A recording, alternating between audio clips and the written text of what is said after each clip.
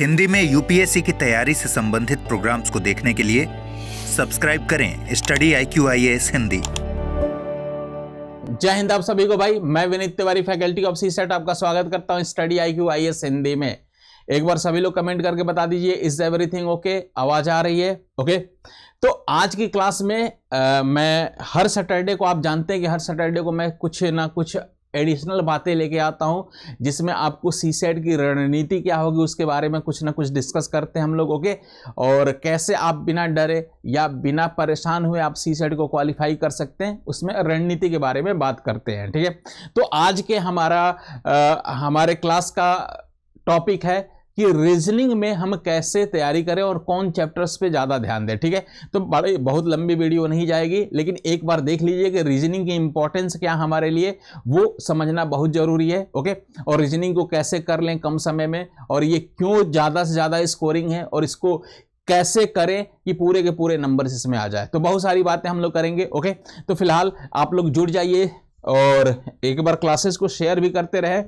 तो मैं आपको बता दूं मेरे भाई कि सबसे पहले मैं बता दूं कि ये देखिए रीजनिंग का ये सिलेबस है। सिलेबस पे फिर दोबारा आएंगे कि इसमें कितना पढ़ना है, किसको कितना पढ़ना है और कैसे कहां से तैयार करना है, ये सब बताएंगे। तो देखो रीजनिंग में कुछ चैप्टर्स हैं और ये एक ऐसा पार्ट है कि जिस पे यूपीएससी अभी फोकस किया ही नहीं है ओके। कहने का मतलब मैथ्स में बहुत अच्छे अच्छे क्वेश्चन बना देता है, स्टेटमेंट बेस्ड क्वेश्चन या बड़े बड़े क्वेश्चन बना देता है। रीजनिंग का एक दो चैप्टर छोड़ दो तो उसके बाद से जैसे सीटिंग अरेंजमेंट वगैरह हो गया, पजल टाइप में सीटिंग अरेंजमेंट, बस उसको छोड़ दीजिए पहली वाला क्वेश्चन।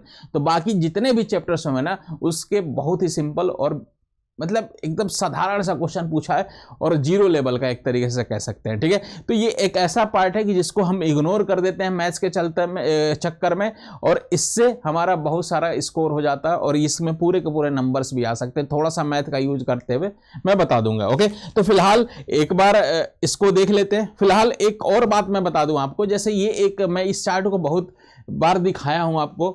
फिलहाल एक बार और इससे एक कंक्लूजन निकालते हैं। अगर मैं देखूं ना कि रीजनिंग वाले पार्ट को देखिए इसमें, ठीक है, रीजनिंग वाले पार्ट को देखेंगे तो 2023 में 8 क्वेश्चन, 2021 में 13 क्वेश्चन और 2022 में 19 क्वेश्चन पूछे गए हैं। तो देखो कुछ इस तरीके का सिनेरियो बन रहा है कि अल्टरनेट, अगर वैसे ही आप 2020 का भी उठाएंगे, 19 का भी उठाएंगे, तो कुछ इसी तरीके का फ्लो चार्ट बनेगा आपको, ठीक है। तो फिलहाल अगर हम एनालिसिस करें मेरे भाई पिछले 3 साल की, तो देखो 21 में थोड़े कम क्वेश्चन थे तो 22 में बढ़ा दिए रीजनिंग के क्वेश्चन ओके। थोड़ा सा हाइक हुआ, मैथ हल्ला हुआ कि मैथ का टफ आ गया, तो कहने का मतलब 22 में बढ़ा दिए ओके। अब जैसे ही 22 में बढ़ाए, उनको लगा कि थोड़ा हल्का पेपर हो गया, तो फिर उसके बाद से 23 में क्या किए, तो रीजनिंग की संख्या घटा दिए, ठीक है। और ये जो 23 में है, ये सबसे लोवेस्ट है नंबर ऑफ क्वेश्चन से, रीजनिंग के सबसे लोवेस्ट है ओके। इससे ज्यादा ही आता है, ये एकदम हद हो गई थी 23 में कि रीजनिंग का क्वेश्चन ही नहीं पूछा था, मतलब 8 क्वेश्चन, और 8 के 8 सिंपल ही थे, आराम से हो जाते आपसे, ठीक है ओके। डन है मामला। तो अब देखो एक बात समझ में आ रहा है कि अगर ये हम सही गेस कर पा रहे हैं तो 24 की बात करेंगे ना, तो 24 में मिनिमम रीजनिंग के क्वेश्चन 12-13 पूछेंगे, इससे तो कम पूछ ही नहीं सकते, ठीक है। 12-13, कम से कम 12-13, अधिक भी हो सकता है, 15 प्लस भी हो सकता है ओके। अब इसकी तैयारी हमें करनी पड़ेगी, क्योंकि देखो सीसेट क्वालिफाई करने के लिए मेरे भाई कि टोटल 80 क्वेश्चन का मान लो 35%, 33 निकालना होता है, लेकिन 35% मैं निकालूं तो इसमें आपको लाने पड़ते हैं ये 4, 20 से 5 बार 5 से, ये मतलब टोटल अगर से कैंसिल करेंगे तो 28 क्वेश्चन सही करने होते हैं। 27 में भी हो जाता है, वैसे 28 मान के चलने, 28 भी नहीं मान के चलने, उससे थोड़ा ज़्यादा मान लेते हैं, मार्जिन लेते हैं कि कुछ ऊपर नीचे हो, किसी क्वेश्चन में सिली मिस्टेक हो जाए, या कोई ऐसा क्वेश्चन हो जिसमें थोड़ी सी हम वहाँ समझ पा रहे हैं कि सही अप्रोच हमने लगाया और सही आंसर है ओके, और बाकी बाद में गलत हो जाए, या कुछ कॉम्प्रिहेंशन के क्वेश्चन ऐसे होते हैं कि जिसमें लगता है कि एकदम सही है लेकिन हो जाता है वो गलत ओके। तो इसके लिए हम 35 के अराउंड हम मान के चलते हैं कि 35 क्वेश्चन करने, 2-3 क्वेश्चन ऊपर नीचे ऊपर नीचे छोड़ के। अब देखो 35 क्वेश्चन में ना रीजनिंग के जितने भी क्वेश्चंस आएंगे वो आपके लिए बोनस है, प्लस पॉइंट है। अगर 12-13 आ गए तो ये 12-13 ऐसे क्वेश्चंस होते हैं ना कि जिसमें 12 के 12 सभी के सभी सही कर सकते हैं आप। अब मान लो अगर 28 क्वेश्चन का था डेटा, वैसे 27 पे ही हो रहा था ना, 28 क्वेश्चन का डेटा था, अब मान लो इसमें से 12-13 सही कर गए, एकदम सही कर गए, और ये एक ऐसा चैप्टर है कि इसका एकदम सही हो जाता है। ओके, थोड़ा सा आप ध्यान देंगे, सही अगर कर गए ना मेरे भाई, ओके सही कर गए, तो इसके बाद बताओ कि 27 क्वेश्चन अगर बॉटम पॉइंट ही लेके चलूं मैं, वैसे 35 का लेके चलेंगे एनालिसिस, लेकिन चलो यहां बॉटम पॉइंट ही लेके चल रहे हैं, ठीक है। तो ये अगर 12 कर लिए तो 27 में से 12, अगर 12 मिनिमम आगे 12 कर लिए, 12 से ज्यादा जाएंगे, 12 ही मान के चल रहा हूं, कर लिए तो टोटल 15 क्वेश्चन और बच गए। देखो आपके दिमाग पे कितना लोड कम हो जाएगा। और उसके बाद से कॉम्प्रिहेंशन के 5-7 कर लो, 5-7 मैथ के कर लो। मैथ अगर आपको नहीं भी आती, मैथ तो बहुत सिंपल कहीं ना कहीं पूछता है, बहुत सारे चैप्टर्स ऐसे होते हैं सिंपल है। मेरी क्लासेस जो दोपहर की 2 बजे वाली होती है वो देखते रहिएगा, एकदम शानदार तरीके से मैथ होता है, एकदम सिंपल तरीके से, ठीक है। तो फिलहाल 2024 में रीजनिंग की वेटेज बहुत ज्यादा होने वाला है, और इसके बिहाफ ये मतलब एक की फैक्टर होने वाला है कि जिसका अटेम्प्ट करने के बाद आपको ये लगेगा कि होगा कि नहीं होगा, इस तरीके का मतलब एक बहुत बड़ा इंपॉर्टेंट रोल प्ले करने वाला है रीजनिंग। ओके, कुल मिला के तो आपको सिनेरियो मैंने समझा दिया, और ये एकदम लोवेस्ट था। ओके, अब बात करते हैं मेरे भाई कि किन चैप्टर्स पे हमें फोकस करना चाहिए और कहां से क्वेश्चंस एकदम फिक्स आते हैं। तो देखो, सबसे पहला ही चैप्टर आपको दिख रहा होगा, कोडिंग एंड डिकोडिंग, कुट लेखन एंड कुट वाचन परीक्षण दिख रहा होगा, ठीक है। और ये चैप्टर है ना मेरे भाई, ये जो चैप्टर है इससे एक फिक्स क्वेश्चन है, एक या दो तो फिक्स क्वेश्चन है, 2 क्वेश्चन फिक्स है। एक कैसे आता है, एक अल्फाबेटिकल सीरीज से रिलेटेड, थोड़ा सा मैथ उसमें यूज कर देता है, और पिछले 3 साल से यही हो रहा है कि जैसे मान लो इस तरीके की एक सीरीज पिछली बार दिया कि मान लो ए लिखा, फिर बी लिखा, फिर सी लिखा, ठीक है, सी लिखा, फिर डी लिखा, इस तरीके का दिया। और इसमें बोल दिया था कि मान लो कोई एक पर्टिकुलर, मान लो 28वां कौन सा अक्षर होगा, ठीक है, 28वां कौन सा होगा, या 70 नंबर पे कौन सा आएगा, इस तरीके का था, ठीक है। तो इसमें थोड़ा सा आप थोड़ा सा मैथ्स का सीरीज का कॉन्सेप्ट इस्तेमाल करेंगे तो ये हो जाएगा। लगभग ये रीजनिंग का ही है। ओके, रीजनिंग के तरीके से ये पिछली बार पूछा था, लेकिन इससे पहले भी जो पूछे सिंपल पूछे हैं रीजनिंग में। ओके, तो कोडिंग डिकोडिंग का एक तो डायरेक्ट कोडिंग डिकोडिंग का आता है, जैसे मैं लिख दूं कि विनीत VINEET, विनीत का मैं लिख दूं मेरे भाई, विनीत का मेरे भाई लिख दूं कि UHM, फिर उसके बाद से आपका लिख दूं DD और S लिख दूं, ठीक है। अब इसको क्या करना होता है, इनकी नंबरिंग देखनी होती है। 22 होता है, 22वें नंबर पे होता है। अगर ABCD की रैंकिंग लिखेंगे, A पहले नंबर पे, B दूसरे नंबर पे, इस तरीके से हम देखेंगे तो ये 22वें नंबर पे होता है, ये हमारा 9वें नंबर पे होता है, ये हमारा 14वें नंबर पे होता है, ये हमारा 5वें नंबर पे होता है, 5वें नंबर पे होता है, और ये 20वें नंबर पे होता है, ये हमारा 21वें पे होता है, 8 होता है, और ये 13 नंबर पे आता है, चौथे नंबर पे आता है, चौथे नंबर पे, और 19वें नंबर पे। अगर ध्यान से देखेंगे मेरे भाई तो इसमें आपको लगेगा कि 22 से 21 हो रहा है, नंबर्स पे फोकस करेंगे तो ये -1 हो रहा है। फिर 9 से 8 नंबर पे फोकस करेंगे तो 9 में से 1 घटा देंगे, 1 घटाना पड़ेगा ना तो 8 आ जाएगा। 14 में से 1 घटाना पड़ेगा, 13 आ गया। मतलब ऊपर वाला जो भी है उसमें से 1 घटा देंगे, या ऐसे देखेंगे उससे जस्ट पहले वाला लिख दिया गया है। तो इस तरीके के, और इस पे मैं बता दूं कि आज तक यूपीएससी ने कुछ टफ क्वेश्चन नहीं बनाया है। वैसे हम कराते हैं कोडिंग डिकोडिंग की, इस चैनल पे चली है क्लासेज, आप देख लीजिएगा प्लेलिस्ट में, पूरा अच्छे से मैंने करा दिया है, ठीक है। तो इसको देख सकते हैं हम बड़े अच्छे से। ओके, कोडिंग डिकोडिंग का भी। ओके, तो ये आपके 2 क्वेश्चन तो फिक्स यहां से आते ही आते हैं, और पिछली बार 8 आए थे ना, 8 में से 2 क्वेश्चन आ गए थे कोडिंग इसके, ठीक है। तो ध्यान रहे, ये बड़ा इंपॉर्टेंट है। अब उसके बाद से देखो, एक है ना श्रृंखला परीक्षण, ये है ना, इससे भी फिक्स क्वेश्चन आते हैं मेरे भाई। फिक्स 1 क्वेश्चन या 2 क्वेश्चन तो आता ही है इसमें। इससे भी लगभग 2 क्वेश्चन पिछले 3 साल से पूछ रहा है। मतलब कैसे, किस टाइप का क्वेश्चन, जरा देखो, बड़ा सिंपल होता है। जैसे एक लिखता है कि A B और कॉमा डॉट कर दिया, फिर उसके बाद से A, फिर उसके बाद से C डॉट कर दिया, फिर उसके बाद से D, इस तरीके का D नहीं, A लिख देता हूं, इस तरीके का नंबर। और इसमें भी एकदम सिंपल लॉजिक लगता है कि इसमें देख लेते हैं कितने नंबर ऑफ टर्म्स होते हैं, कितने नंबर इसमें कितने प्लेसेस हैं, और अगर मान लो 15 प्लेस हैं तो उसको 3 या 5 के पेयर में बना देते हैं, और एक सिंपल तरीके से इसका आंसर देते हैं। और ये 2022 में भी पूछा था, 23 में भी पूछा था। ओके, इस तरीके का भी होता है। और एक नंबर सीरीज वाला होता है, जैसे मान लो मैं लिख दूं 2 लिख दूं, फिर उसके बाद से 9 लिख दूं, फिर उसके बाद से आपका 28 लिख दूं, फिर उसके बाद से 65 लिख दूं, तो अगला टर्म कौन सा होगा, इस तरीके का पूछ दूं। तो इनका कुल मिला के, या मिसिंग नंबर का मिला लूं, मिसिंग नंबर का भी, तो इन तीनों का मिला के ना, मिसिंग नंबर कुछ इस तरीके का, या कौन सा विलुप्त नंबर होगा इस तरीके का लिख दूं, यहाँ 1 लिख दूं, यहाँ 2 लिख दूं, यहाँ 3 लिख दूं, और इसके बाद से यहाँ पे लिख दूं हमारा 216 लिख दूं, ठीक है। वैसे यहाँ 2 लिख दूं, 3 लिख दूं, 4 लिख दूं, तो यहाँ पे 729 लिख दूं, ठीक है। यहाँ पे 5 लिख दूं, 7 लिख दूं, 8 लिख दूं, तो यहाँ पे क्या आएगा, इस तरीके का मैं पूछ देता हूँ, ठीक है। तो आपको लॉजिक डिकोड करके करना पड़ेगा, ठीक है। इस टाइप का एक क्लास लिया था, और भी प्रैक्टिस क्लास में लूंगा, ठीक है। तो इन तीनों चैप्टर से मिला के, ओके, इन तीनों चैप्टर से मिला के तो आपके 2 क्वेश्चंस पूछ देता है, ओके। अब उसके बाद से और आगे आते हैं, एक घन पाषाण घनाभ, ये एक ऐसा चैप्टर है कि इसके भी 1 या 2 क्वेश्चन हर साल पूछता है 100% गारंटी के साथ, ठीक है। 1 या 2 क्वेश्चन हर साल पूछता है, ओके, ठीक है। और उसके बाद से देखो मैथ का, अगर मान लो मैथ का कुछ पार्ट उठा लो ना पहली परीक्षण में, तो ये भी 1-2 क्वेश्चन, मतलब मैथ में लोग जानते हैं अक्सर वो मैथ का है, लेकिन होता रीजनिंग का है, रीजनिंग मैथ का मिक्स कॉन्सेप्ट लगता है पहली परीक्षण में, ओके, ये ध्यान रहे। और ये घड़ी या कैलेंडर के क्वेश्चंस मिला के, या तो दोनों के आ जाते हैं या तो किसी एक का, वैसे अक्सर आता है, कभी घड़ी का आता है तो कैलेंडर का नहीं, कैलेंडर का आता है तो घड़ी का नहीं। 22 में घड़ी के आगे 2 क्वेश्चन, 23 में कैलेंडर का 1 क्वेश्चन आया था, 21 में आपके घड़ी के ही क्वेश्चन थे, 20 में आपके कैलेंडर का क्वेश्चन था, मतलब दोनों का मिक्स। तो ये भी आपके 2 क्वेश्चंस तो मिल ही जाते हैं लगभग, ओके। बहुत समस्याएं होंगी तो, ओके, ठीक है। अब ये तर्क शक्ति और पहेली परीक्षण मिला लेंगे तो ये भी 2 क्वेश्चंस मिल जाते हैं, ओके।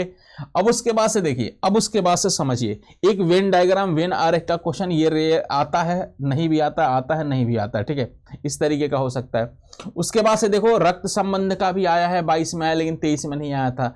दिशा परीक्षण का आया था, 21 में आया था, और इसमें नहीं आया था, तो इनके कर लेंगे। और ये चैप्टर्स ज्यादा नहीं हुए, कितने 5, 6, 7 चैप्टर हुए, तो देखो इतने में से आपको दिख गए इतने सारे नंबर, ठीक है। लेकिन हाँ, एक ध्यान रखना कि ये जो पहली परीक्षण है ना, तर्क शक्ति या गणित, ये वाला, ये तीनों एक ही जैसे एक ही चैप्टर है। ये थोड़ा सा लगता है मैथ जैसे क्वेश्चन है, लेकिन होते हैं रीजनिंग के ही क्वेश्चन होते हैं, ठीक है। अच्छा, सिलोजिज्म आया नहीं था आपके 23 में, लेकिन सिलोजिज्म 22 में, 21 में आया था, 20 में भी आया था सिलोजिज्म के क्वेश्चन, न्याय निगमन जिसे बोलते हैं। बैठक व्यवस्था का भी क्वेश्चन आता है, लेकिन 23 में नहीं आया था। 23 में आया था, मतलब वो बैठक व्यवस्था एक्चुअली नंबर से रिलेटेड करके था। जैसे इस तरीके का था कि जैसे मान लो कि कोई भी है, कि मान लो कुछ लोग ऐसे, कुछ लोग बैठे हैं, कुछ लोग का पेयर, वैसे एग्जैक्ट क्वेश्चन मुझे याद नहीं आ रहा है। ए ने 1 को करके, मतलब 1 गैप करके बी को पास किया, ठीक है, और बी ने 2 को गैप करके सी को पास किया, सी ने 3 को गैप करके, या ऐसे इसका डबल था, इस तरीके से पास किया। तो वो एक तरीके से बैठक व्यवस्था का है। तो फिर बोला गया था एक ही बारी कब आएगी। बड़ा सिंपल तरीके से ये भी क्वेश्चन था, बहुत सिंपल था। 2023 का मैं पेपर फिर से सॉल्व करा दूंगा, इस पर कुछ कराया था लेकिन फिर से कुछ करा दूंगा, ठीक है। तो ये ध्यान रहे मेरे भाई, ये वाले कुछ हमारे चैप्टर्स हैं, और इन चैप्टर्स को करना कैसे ये समझ लीजिए। देखिए, इसमें टाइम नहीं लगना है। आप कोई एक चैप्टर उठाइए, मान लीजिए कोडिंग डिकोडिंग उठाया, तो कोडिंग डिकोडिंग का प्रीवियस ईयर तो उठाइए। प्रीवियस ईयर में ज्यादा आपको मिलेंगे नहीं, 15-16 क्वेश्चन ऐसे मिल जाएंगे। कितने साल से हो ही रहा है सीसेट, ओके, अगर ध्यान से देखेंगे भी, और कितने साल से क्वालिफाइंग हो रहा है, इस तरीके का देखेंगे, और नया तरीका देखेंगे, नया पैटर्न देखेंगे, उस हिसाब से देखेंगे, तो ज्यादा क्वेश्चन एक चैप्टर में मिलते नहीं यूपीएससी के, ठीक है। वैसे पहले भी होता रहा है, लेकिन हमारे लिए रेलेवेंट है 15 के बाद वाले, 15-16 के बाद, मतलब जो सी सेट के क्वेश्चन आए वो हमारे लिए ज़्यादा यूजफुल है, ओके। फिलहाल आप उठाएंगे और उसी बिहार पे देखिए, पहले पैटर्न देखिए किस तरीके का क्वेश्चन था। कोई भी एक स्टैंडर्ड बुक उठा लीजिए, रीजनिंग के तो बहुत अच्छी बुकें आती हैं, कोई भी बुक उठा लीजिए, मैं यहाँ नाम किसी का नहीं ले रहा हूँ, ओके। अगर स्टडी आईक्यू का आपके पास है तो स्टडी आईक्यू का ही उठा लीजिए, ओके। उस चैप्टर के उस टाइप के क्वेश्चन उठाइए, करिए, मतलब एक चैप्टर के 50 से 60 क्वेश्चन कर लीजिए आप, ओके, आंख बंद करके, ओके। आंख बंद करके नहीं करना है, मतलब आराम से करना है। एक दिन में एक चैप्टर का टारगेट उठाइए, ओके। बड़ा चैप्टर हो तो 2 दिन ले सकते हैं। जैसे जैसे मैंने सीक्वेंस में बताना उसी तरीके, जैसे ये स्टार्ट कर लीजिए पहले, फिर उसके बाद से श्रृंखला वाले क्वेश्चंस बहुत सारे कर लीजिए, फिर उसके बाद से बेन आरेख के भी क्वेश्चंस कर लीजिए बहुत सारे। वैसे इनकी मैं प्रैक्टिस यहाँ कराऊंगा। घड़ी कैलेंडर के कुछ क्वेश्चंस कर लीजिए, किताबों से कुछ इसके प्रीवियस ईयर के, लेकिन घड़ी का जो आया है ना, अच्छे क्वेश्चन आए, मैं बता दूं। कैलेंडर के तो सिंपल क्वेश्चन आता है, हमेशा आया है डिविजिबल बाई 7 की डिविजिबिलिटी से मैक्सिमम क्वेश्चन आए, 1-2 बार डेट लिख के पूछ दिया है। तो कैलेंडर का तो सिंपल आता है इसमें, लेकिन घड़ी के क्वेश्चंस अच्छे आए तो घड़ी के थोड़ा अच्छे से देख लीजिएगा। ओके, समय मिलेगा मैं बता दूंगा, लेकिन कमिटमेंट नहीं कर रहा हूं। घन घन आपका सिंपल क्वेश्चन होता है, कुछ सिंपल कॉन्सेप्ट होते हैं कि जैसे एक क्यूब है, ऐसे क्यूबाइड है या क्यूब है, उसमें कई सारे घन बना दिए गए, बड़ा वाला क्यूब है उसमें बहुत सारे छोटे छोटे घन काट दिए गए, कितने सरफेस को एक कलर से पेंट किया गया, इस तरीके के क्वेश्चंस होते हैं। 2 कलर से पेंट हुआ या मतलब इसमें इसी तरीके के क्वेश्चंस बहुत सारे होते हैं, और इसमें फिक्स कुछ फॉर्मूले होते हैं, हो जाता है। फिर बाकी इसमें और भी होता है, घन घन आप डाइस को ओपन कर देते हैं तो क्या होता है, लेकिन वो कम यूपीएससी में पूछा गया, लेकिन इसमें काउंटिंग वाउंटिंग वाले ज़्यादा पूछे जाते हैं। ओके, और फिक्स ही होते हैं। उसके बाद से टाइम मिलेगा तो आप थोड़े से ये वाले संख्या से प्रॉब्लम या थोड़ा सा तर्क शक्ति वाले जो होते हैं, ये मिसलेनियस किसी भी यूपीएससी की बुक आप उठाएंगे तो उसमें आपको मिल जाते हैं क्वेश्चंस, उसको करिए थोड़ा सा नंबर सिस्टम से और इस तरीके से रिलेट होके होते हैं। जैसे आज मैंने कराया था, शुरू में 2 क्वेश्चन कराया था।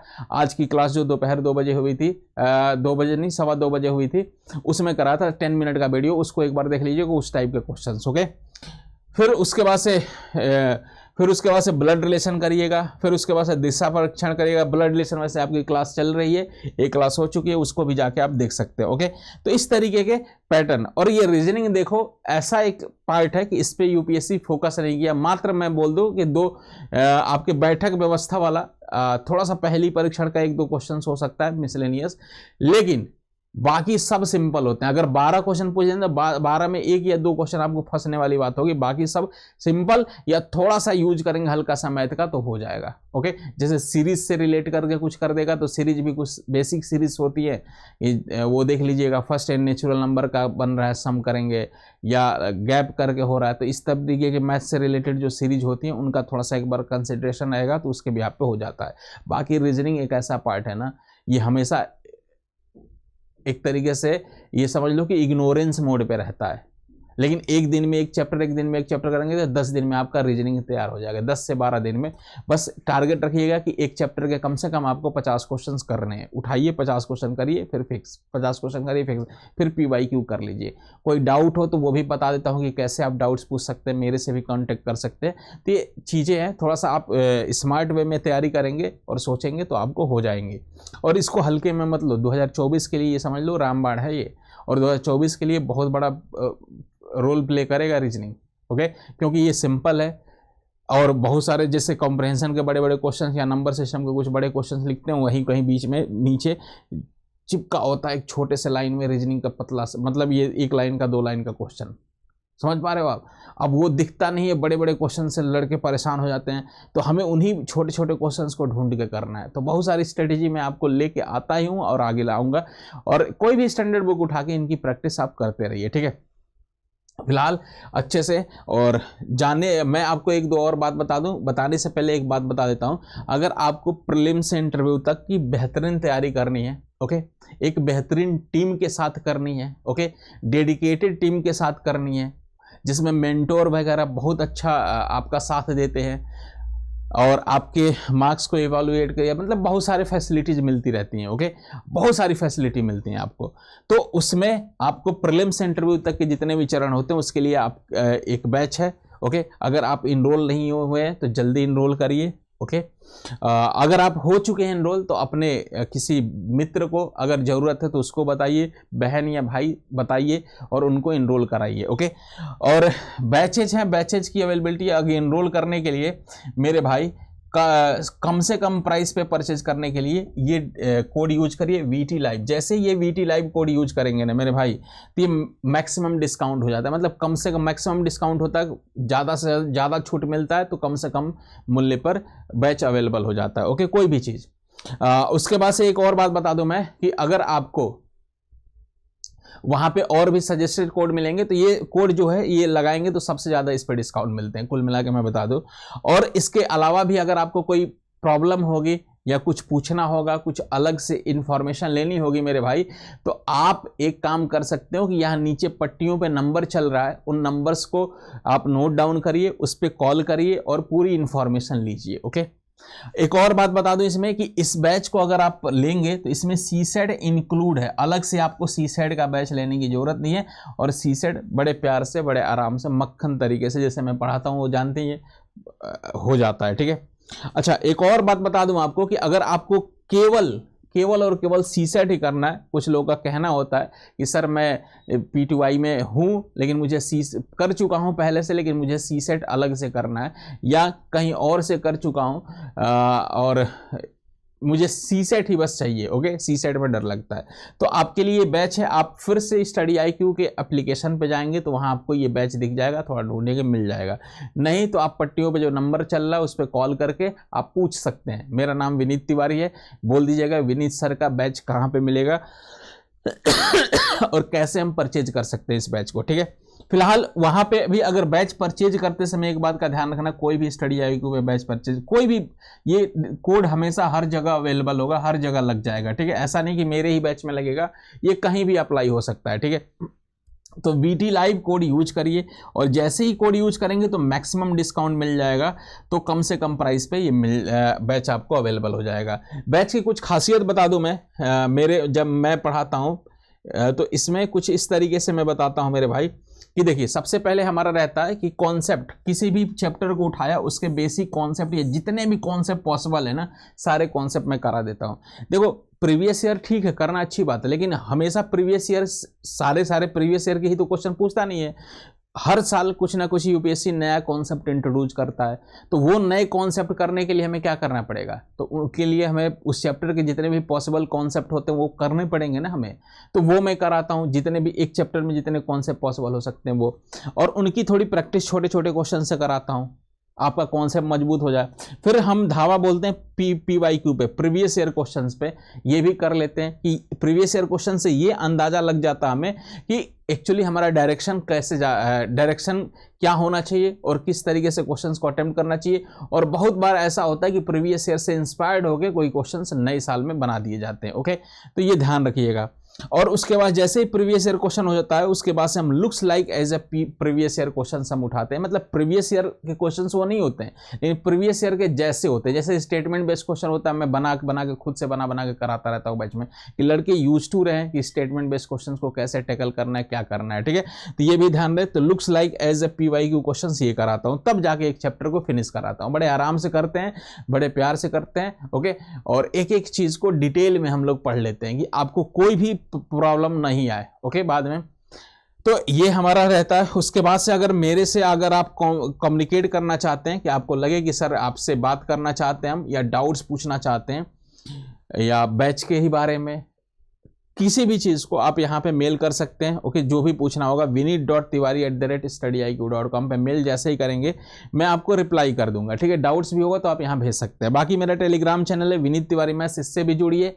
और इस चैनल पे आपको PDF जो यूट्यूब की होती है वो मिलती है, फिर उसके बाद से जो इंपॉर्टेंट इंफॉर्मेशन जानकारियाँ होती हैं वो मिलती हैं, फिर उसके बाद से जो क्लासेस के नोटिफिकेशन होते हैं, जो क्लासेस जब अगर मान लो कोई क्लास रैंडम शेड्यूल होगा, डेली वाले तो ठीक ही है, अगर रैंडम में शेड्यूल होगा तो यहाँ पे मैं जरूर अपडेट कर देता हूँ। ओके, और आने वाले समय में क्विज भी बहुत जल्दी स्टार्ट करने वाला हूँ मैं यहाँ भी। ओके, क्विज मतलब प्रैक्टिस, हर रोज 4-5 क्वेश्चन डालता रहूँगा, उनके आंसर्स वो मोस्ट इंपॉर्टेंट क्वेश्चन टाइप के। फिर उसके बाद से अगर आपको CSET की तैयारी करनी है, यूट्यूब से अगर आपको प्रैक्टिस करनी है YT पे, तो इसी चैनल पे हम मेरी क्लासेस डेली चलती है दोपहर 2 बजे 2 PM से 3 PM चलती है। और ये प्रैक्टिस क्लास, इसमें बीच बीच में कॉन्सेप्ट क्लास भी लेके चला आता हूँ। जैसे अभी फिलहाल ब्लड रिलेशन का चला था, परमुटेशन कम्बिनेशन का कुछ दिन पहले चला था, तो मेरे नाम से प्लेलिस्ट भी बनी है, आप प्लेलिस्ट को फॉलो कर सकते हैं, देखिए। और अभी आने वाले जो 2-3 महीने बचे हमारा, बहुत ज़्यादा प्रैक्टिस हम करेंगे, बहुत सारा। तो रोज आते रहिए क्लास में। मैराथन क्लास का भी शेड्यूल जल्दी आएगा, और वैसे 10 मिनट का वीडियो भी चलता है, वो भी मैं एक सीरीज लेकर आया हूं, तो उसको भी देखते रहिए। तो बहुत सारे बोनस हैं। आप यूट्यूब पे भी अगर आप पहले से पढ़ चुके हैं, अगर आप बैच में नहीं इनरोल होना चाहते हैं, तो आप यहाँ पे प्रैक्टिस करिए, कोई दिक्कत नहीं है, प्रैक्टिस यहाँ बढ़िया से हो जाएगी। ओके, तो फिलहाल आज की इन्फॉर्मेशन इतनी रही, और फिर नेक्स्ट वीडियो में कुछ और टॉपिक के साथ, CSET की कमजोरियों के साथ मिलेंगे आपसे। और इस बार हमारा आपसे अनुरोध है कि आप थोड़ा मेहनत करिए, और इस बार हम और आप मिलके, हम भी मेहनत कर ही रहे हैं, आप भी मेहनत करिए। आपको CSET क्वालिफाई करना है। ओके, GS पेपर 1 अगर अच्छा हो तो CSET में ऐसा ना हो कि रुक जाए। CSET बड़े अच्छे से डंके के चोट पे इस बार क्वालिफाई करना है। जितनी मेहनत होगी उतनी मेहनत हम करेंगे। ठीक है, अभी के लिए जय हिंद, जय भारत, मिलते हैं अगली क्लास में। हिंदी में यूपीएससी की तैयारी से संबंधित प्रोग्राम्स को देखने के लिए सब्सक्राइब करें स्टडी IQ IAS हिंदी।